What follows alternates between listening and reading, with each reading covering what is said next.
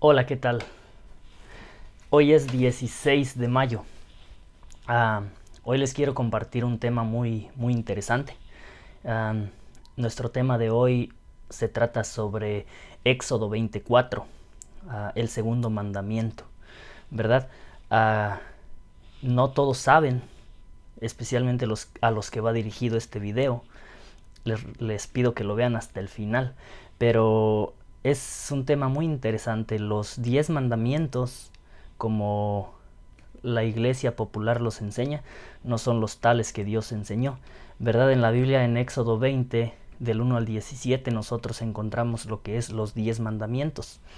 Ah, el cuarto mandamiento fue sustituido, ¿verdad?, en la iglesia católica. Um, por el cuarto mandamiento dice: acuérdate del día sábado para reposarlo. 6 días trabajarás y harás toda tu obra, mas el séptimo día es día de reposo para Jehová tu Dios. No harás en él ninguna obra. Y así sigue todavía más el mandamiento. Ah, y el catecismo católico lo enseña así: santificarás las fiestas. Pues podemos ver la gran diferencia que hay entre santificará las fiestas y todo lo que abarca el cuarto mandamiento escrito por el dedo de Dios en tablas de piedra. Según Éxodo 20, versículo 8 al 11. Pero no así con el segundo mandamiento. Con el segundo mandamiento hicieron aún peor, ¿verdad? El segundo mandamiento, que se encuentra en Éxodo 24, fue totalmente eliminado del catecismo católico y por tanto de las enseñanzas de la iglesia católica, ¿verdad? Cuando yo era niño, se me enseñó los 10 mandamientos según el catecismo católico, pero no incluían el segundo mandamiento tal y como lo enseña Éxodo 24, ¿verdad? El mandamiento escrito por el dedo de Dios. La falta de la enseñanza de este mandamiento, obviamente lo eliminaron por muchas razones. Las prácticas tan equivocadas que se llevan dentro de dicha iglesia se pueden ver a través de la escritura fácilmente, ¿verdad? Yo sé que a muchos no les va a gustar este video, especialmente, pues como les digo, va dirigido a ciertas personas, pero yo me voy a limitar a hablar lo que está escrito y después pues cada quien que saque sus propias conclusiones. Sobre el segundo mandamiento, Éxodo 24, este mandamiento, como les dije, fue totalmente eliminado. Aunque Dios ordena en Mateo capítulo 5, verso 17, nos dice el Señor Jesucristo: no piensen que he venido a abolir la ley ni los profetas. No he venido a abolirla, no he venido a desecharla, no he venido a quitarla, no he venido a pasarla por alto, sino a cumplirla. Y añade: pues les aseguro que ni una tilde ni una jota de la ley pasarán sin que antes pase el cielo y la tierra, ¿verdad? También nos dice Eclesiastés 3:14, nos dice: he entendido que lo que Dios hace, sobre ello no se añadirá ni se quitará, y lo hace Dios para que delante de él teman los hombres. Lo voy a leer porque no estoy seguro si lo dije correctamente, pero lo encontramos en Eclesiastés.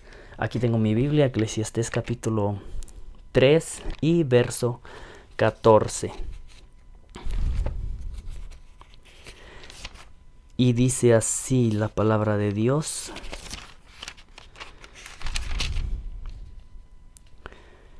Eclesiastés capítulo 3 y verso 14. Dice así la palabra de Dios: he entendido que todo lo que Dios hace, eso será para siempre. Sobre aquello no se añadirá, ni de ello se disminuirá. Y lo hace Dios para que delante de él teman los hombres. La escritura también dice en alguna ocasión: porque yo Jehová no cambio, ¿verdad? También nos dice la misma escritura que la hierba del campo perecerá, pero la palabra de Dios permanece para siempre. Apocalipsis 22:19, también hablando sobre el libro del Apocalipsis. Vamos a leerlo. Apocalipsis 22:19 nos dice así: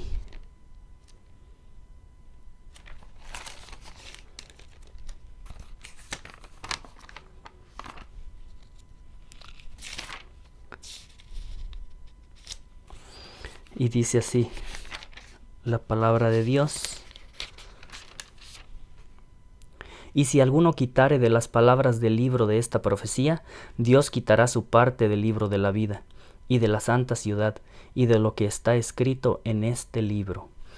Eso dice sobre el libro de Apocalipsis, pero el pensamiento de Dios no se limita al libro de Apocalipsis. Lo que Dios escribe, lo que Dios dice, ningún hombre mortal lo puede quitar, ¿verdad?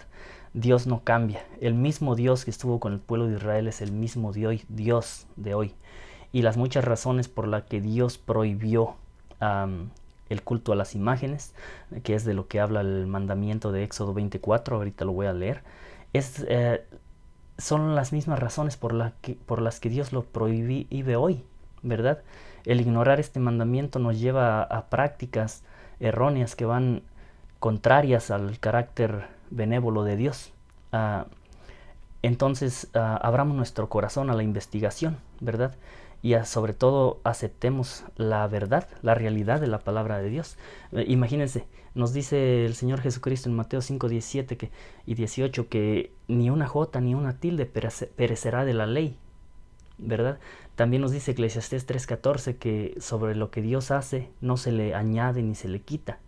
Apocalipsis 22:19 nos está diciendo sobre la profecía de este libro, hablando del libro de Apocalipsis, que Dios quitará su parte del libro de la vida si alguno quitare de las palabras de este libro. Entonces, el pensamiento de Dios es claro. Lo que Dios dice permanece para siempre. Y nosotros debemos reverenciar lo que Dios dice, tenerlo en memoria. Ningún ser mortal puede cambiar lo que Dios ha dicho, ¿verdad? Vamos a leer el mandamiento de Éxodo 20, el mandamiento del decálogo, aquellos que estaban en las tablas de piedra. Mucha gente argumenta que hoy en día no es necesario guardar este mandamiento. Hay gente que argumenta que Cristo clavó los mandamientos en la cruz, hablando del día sábado, ¿verdad? Por ejemplo. Pero ¿qué pasa con los otros 9? La mayoría de las iglesias cristianas los aceptan, incluyendo el segundo mandamiento de Éxodo 24. Pero no así con la iglesia popular, la iglesia católica. Ellos no aceptan el cuarto ni el segundo mandamiento, ¿verdad? Entonces, vamos a leer nuestro mandamiento de Éxodo 24. Y dice así: no te harás imagen ni ninguna semejanza de cosa que esté arriba en el cielo, ni abajo en la tierra, ni en las aguas debajo de la tierra. No te inclinarás a ellas, ni las honrarás, porque yo soy tu Dios, fuerte, celoso, que visito la maldad de los padres sobre los hijos, sobre los terceros y sobre los cuartos, a los que me aborrecen. Bueno, ahí está claro el mandamiento. No te harás imagen, ni ninguna semejanza, nada, dice, de cosa que esté arriba en el cielo. Eso incluye a los ángeles, eso incluye al Señor Jesucristo, o cualquier otra cosa, dice, ni abajo en la tierra, ni en las aguas debajo de la tierra.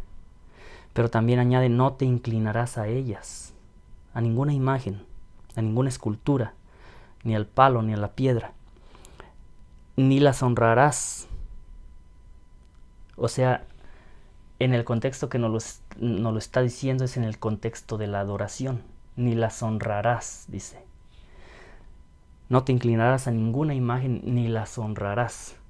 Entonces, es bien cierto que Dios mandó hacer ciertas imágenes, hablando de la serpiente de bronce, en Números 21, y hablando de los querubines, por ejemplo, que estaban pintados en las cortinas en el templo de Salomón, en el santuario.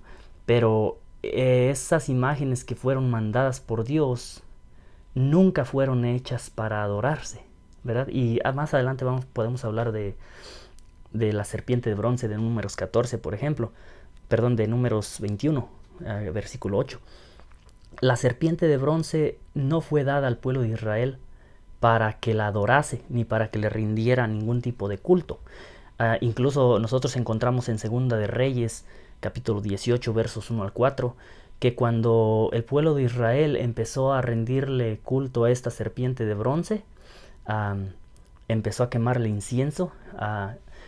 En los tiempos del rey Ezequías, el pueblo de Israel había llegado a una idolatría tal, pero gracias a los libros encontrados en el templo, los libros de la ley, que ya estaban por mucho tiempo, no se leían, y son encontrados en el templo, es ahí entonces cuando el rey Ezequías manda a los escribas que le leyeran el libro de la ley, y cuando él encuentra la voluntad de Dios expresa en los libros, entonces el rey Ezequías decide destruir todas las imágenes que el pueblo de Israel estaba adorando, incluyendo la serpiente de bronce, porque le estaban quemando incienso, como si hubiera algún poder en la serpiente de bronce. No había ningún poder.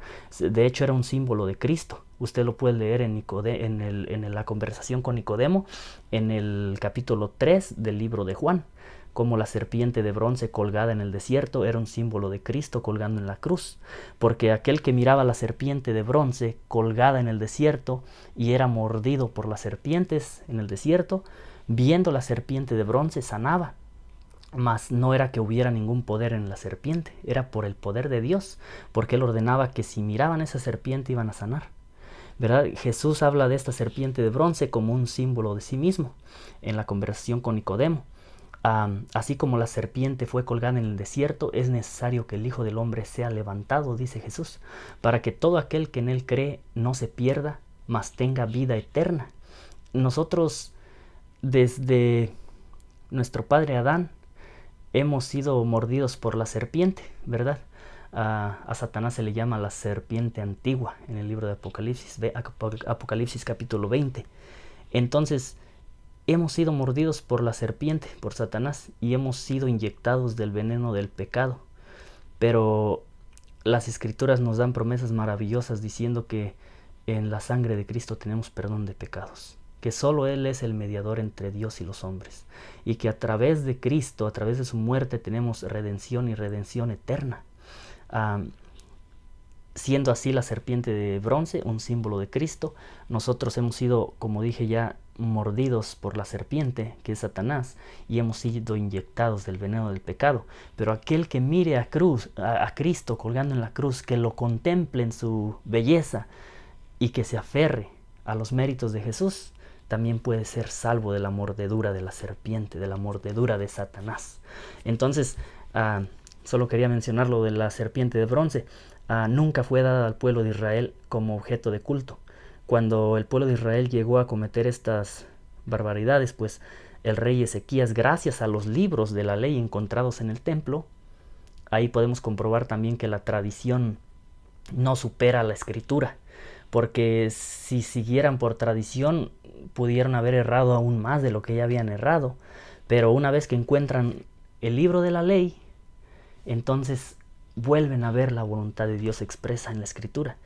Y es así como el pueblo de Israel, a través del liderazgo del rey Ezequías, queman, destruyen todas las imágenes que habían construido en los lugares altos, a las cuales les quemaban incienso, les rendían culto, y incluyendo la serpiente de bronce, ¿verdad?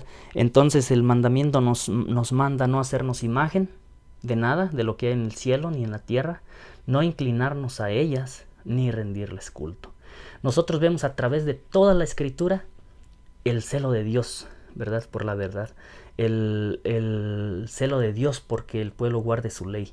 Nosotros vemos cómo Dios se esfuerza porque el pueblo, aunque una y otra vez el pueblo cae en desobediencia en cuanto a este mandamiento, Dios siempre está dispuesto a perdonarlos, Dios siempre está dispuesto a llamarlos, y Dios siempre está dispuesto a entrar a juicio con ellos, ¿verdad? Y a sacarlos de su idolatría. Una y otra vez les llama la atención. Siempre vemos cómo Dios está buscándolos para que no caigan en semejante pecado, y cómo el pueblo cae en rebeldía una y otra vez en desobediencia de este mandamiento. Tenemos ejemplos miles en las escrituras. Nosotros tenemos, por ejemplo, Jeremías capítulo 10. donde vamos a ver un escenario muy parecido a lo que hoy se ve en todo el mundo, ¿verdad? Vamos, Jeremías capítulo 10.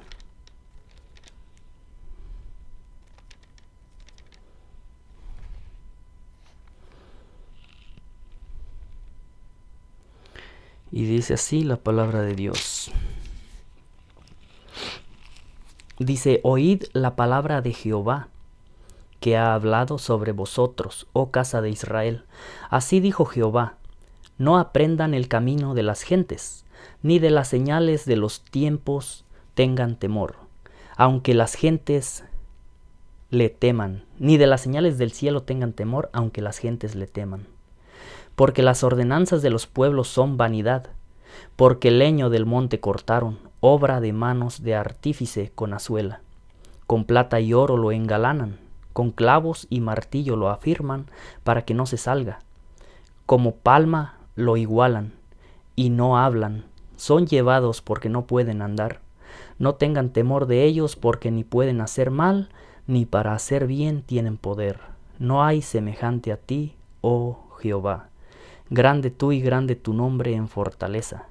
¿Quién no te temerá, oh Rey de las gentes? Porque a ti compete ello, porque entre todos los sabios de las gentes y en todos sus reinos no hay semejante a ti. Y todos se infatuarán y entontecerán. Enseñanza de vanidades es el mismo leño. Traerán plata extendida de Tarsis y oro de Ufaz. Obrará el artífice y las manos del fundidor los vestirán de cárdeno y de púrpura. Obra de peritos es todo. Mas Jehová Dios es la verdad. Él es el vivo Rey eterno. Ven, como les digo, las mismas prácticas de antaño son las mismas prácticas de hoy. Los afirman con clavos para que no se muevan. Están derechos como palmera y tienen que ser llevados porque no pueden andar. Yo estuve dentro. Yo recuerdo cuando les pedía al yeso y a la piedra. No sabía que podía pedir directamente a Dios, que Él estaba dispuesto a escuchar a través de la oración. No sabía, porque nadie me enseñaba, ¿verdad? Pero también dice la Escritura, cuán hermosos son los pies del que anuncia las buenas nuevas, ¿verdad? Entonces, hay que anunciar las buenas nuevas, que en Jesucristo hay perdón de pecados, que Jesús es el medio de salvación que Dios ha dispuesto, que no hay otro nombre dado bajo el cielo en que podamos ser salvos, como dice la Escritura en Hechos 4:12. No hay otro nombre dado bajo el cielo a los hombres en que podamos ser salvos, solamente el nombre de Jesucristo. Dice el libro de Primera de Timoteo capítulo 2 verso 5, si no me equivoco, dice que porque tenemos un solo mediador entre Dios y los hombres, Jesucristo, hombre. Un solo mediador, un solo redentor. No hay corredentora, no hay corredentores, no hay mediadores. La Escritura es clara cuando dice un solo mediador entre Dios y los hombres.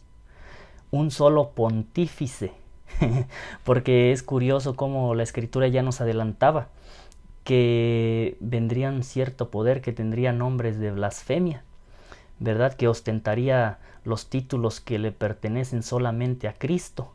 Por ejemplo, el sumo sacerdote. El sumo sacerdote, título que le corresponde solamente a nuestro divino Salvador. Dice el libro de Hebreos, Hebreos capítulo 4, verso 15, si no me equivoco.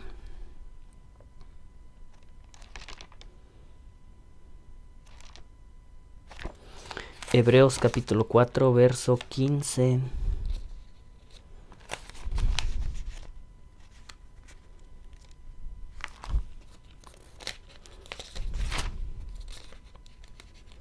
Y aquí lo tengo. Dice así. Perdón, Hebreos 4:15. Un momento.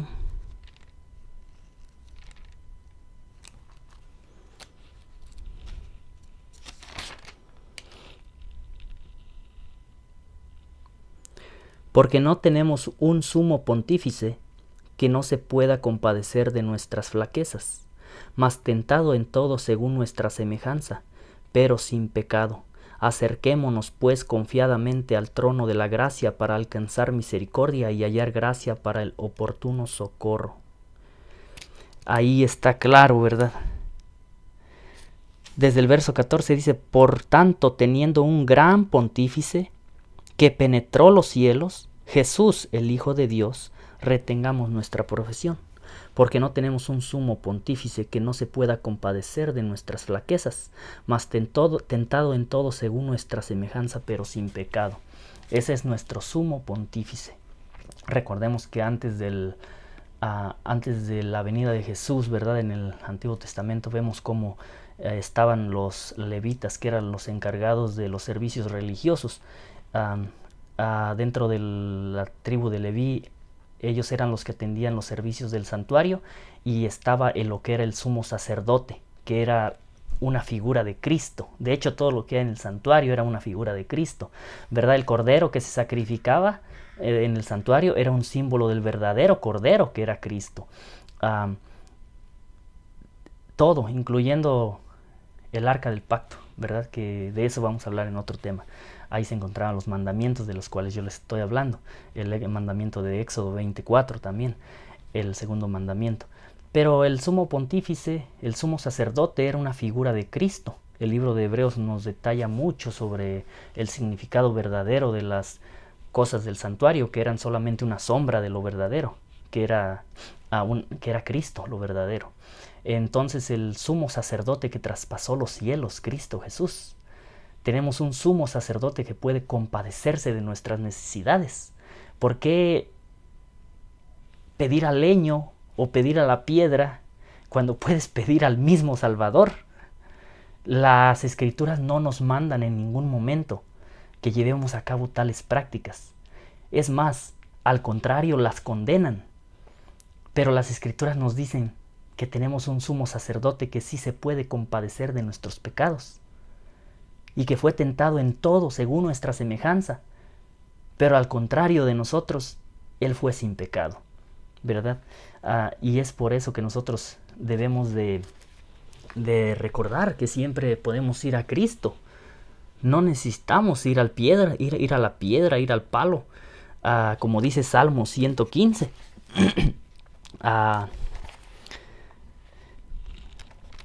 No ven ni hablan, ni se mueven.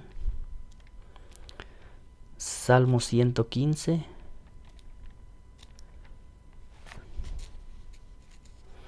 En los primeros versículos dice así la palabra de Dios.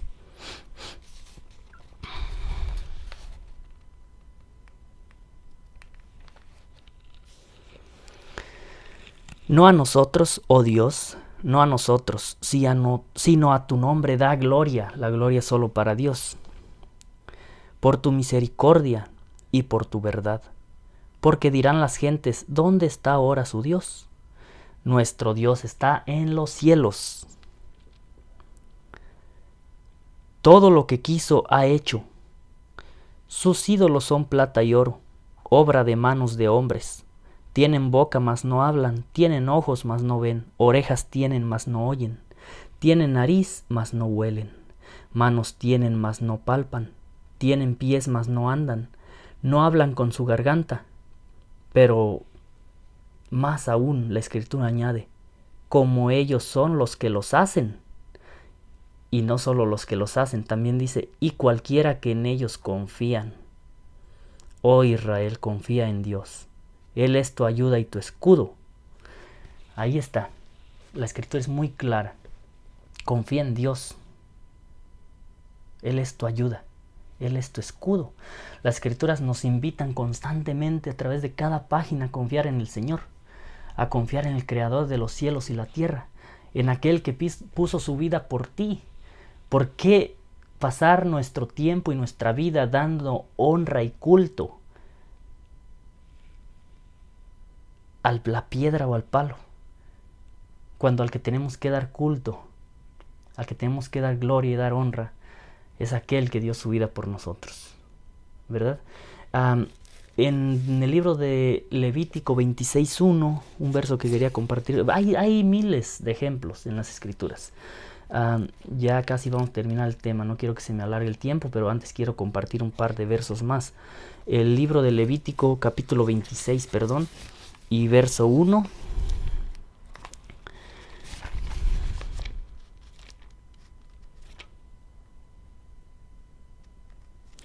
Nos dice así. Levítico capítulo 26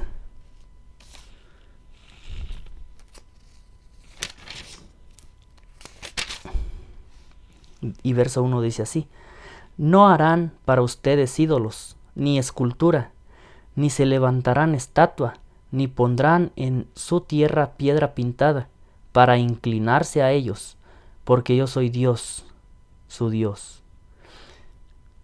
Ahí está.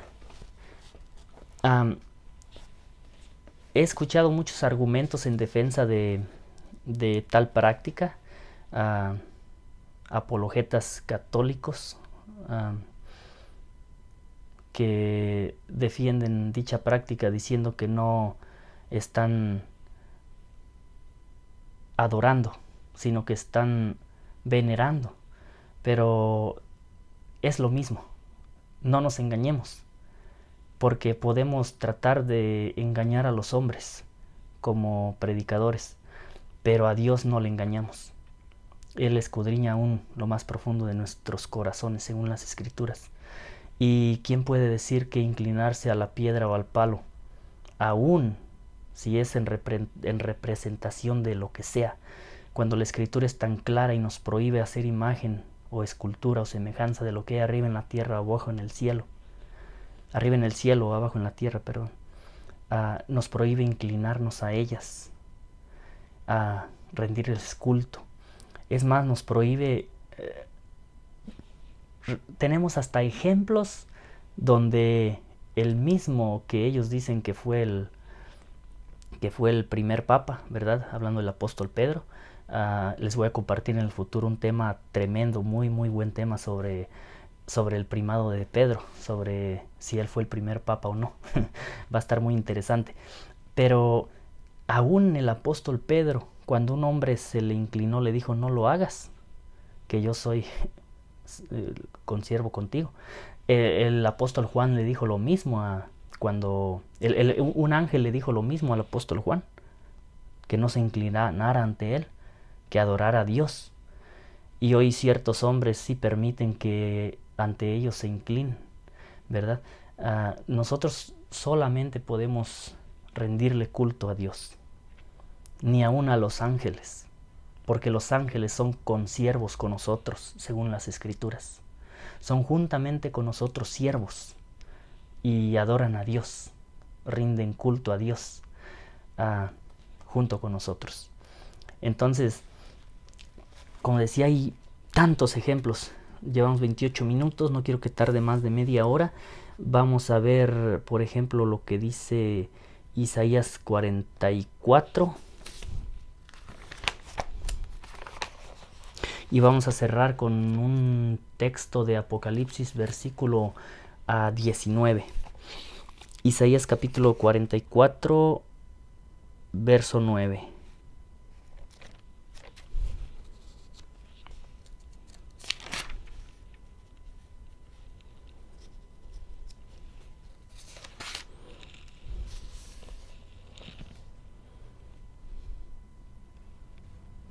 Dice así: los formadores de imágenes de talla, todos ellos son vanidad, y lo más precioso de ellos para nada es útil.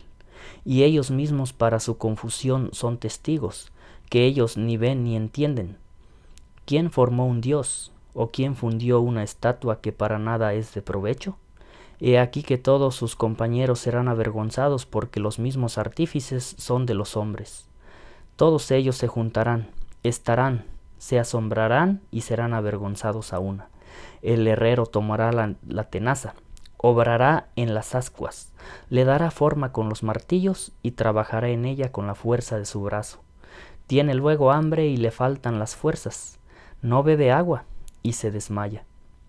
El carpintero tiende la regla, Señala a aquella con almagre, la labra con los cepillos, le da figura con el compás, la hace en forma de varón a semejanza de hombre hermoso, para estar en casa.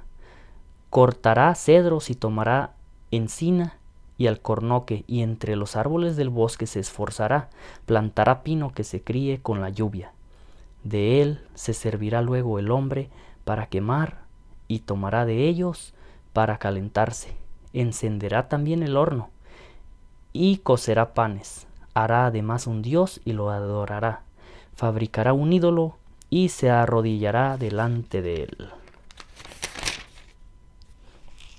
Parte del leño quemará en el fuego, con parte de él comerá carne, aderezará asado y se saciará. Después se calentará y dirá: oh, heme calentado, he visto el fuego. Y torna su sobrante en un dios, en su escultura. Se humilla delante de ella, la adora y le ruega diciendo: líbrame, que mi Dios eres tú. No supieron ni entendieron, porque encostrados están sus ojos para no ver y su corazón para no entender. Bueno, y ahí sigue. Entonces, es claro.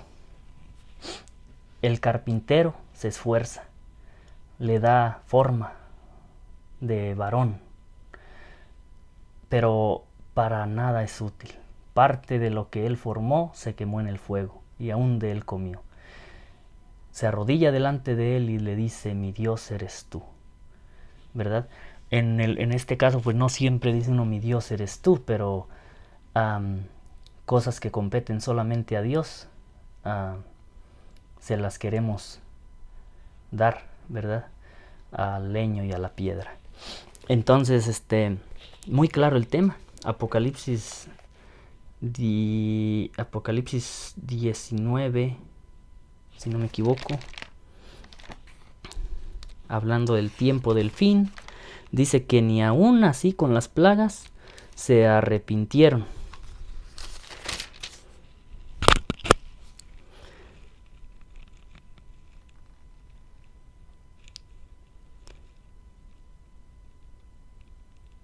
¿Dónde está?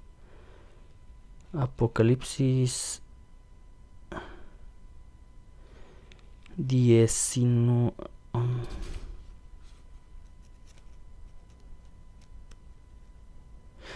No recuerdo el texto. Déjenme ver si lo tengo por aquí. Lo voy a buscar acá más rápido. Apocalipsis 9:20 creo que es.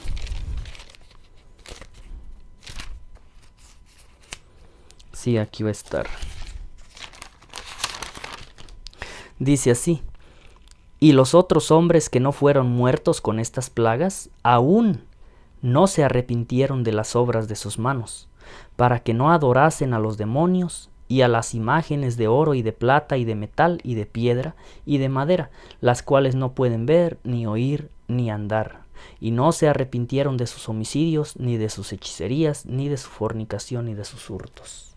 Ahí está, hablando en el contexto del fin. Después de haber recibido estas plagas, las plagas del Apocalipsis, ni aún así se arrepintieron de haber adorado a sus ídolos que habían hecho de oro, plata, piedra. No se arrepintieron, dice ahí. Hay muchos textos en la Biblia que ya les compartimos algunos de ellos. Voy a ver si encuentro un último para terminar.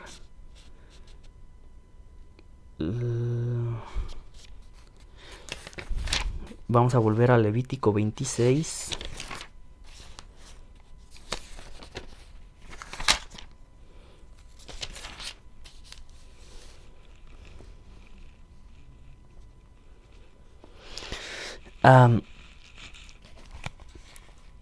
Dice: no haréis para vosotros ídolos, ni escultura, ni os levantaréis estatua, ni pondréis en vuestra tierra piedra pintada para inclinaros a ella, porque yo soy Jehová vuestro Dios. Guardad mis sábados y tener en reverencia mi santuario, yo Jehová. Si anduviereis en mis decretos y guardareis mis mandamientos y los pusiereis por obra, yo daré vuestra lluvia en su tiempo. ¿Ven? Dios es el que da la lluvia. ¿Y por qué les leo esto? Porque yo recuerdo cuando anteriormente, como cuando no llovía cargábamos la piedra y el palo, las estatuas que representaban a algún santo, ¿verdad? Como era la costumbre, la tradición, y lo sacábamos para que lloviera cuando no llovía, cuando había sequía. Pero la escritura dice que no hagamos ídolos ni escultura para adorar ni estatua. Y dice que si guardáremos esos mandamientos, dice, yo daré vuestra lluvia en su tiempo, y la tierra rendirá sus producciones, y el árbol del campo dará su fruto. Entonces, acerquémonos hoy a nuestro sumo sacerdote. Oremos a Él, pidámosle a Él. Tenemos ahora la oportunidad de acercarnos al trono de la gracia, como dice el libro de Hebreos 4, 15 en adelante. Acercarnos al trono de la gracia para alcanzar divino socorro. No perdamos nuestro tiempo y vengamos a Él, que Él nos ofrece actuar en favor de nosotros, ¿verdad? ¿Qué harás ante la gracia redentora? Acude con el alma arrepentida que Cristo el Salvador te espera ahora, dispuesto a darte amor y eterna vida. Que tengas una muy buena tarde, un muy buen día. Ojalá hayas llegado hasta el final y ojalá sirva de mucho esta reflexión, ¿verdad? Y que Dios te bendiga.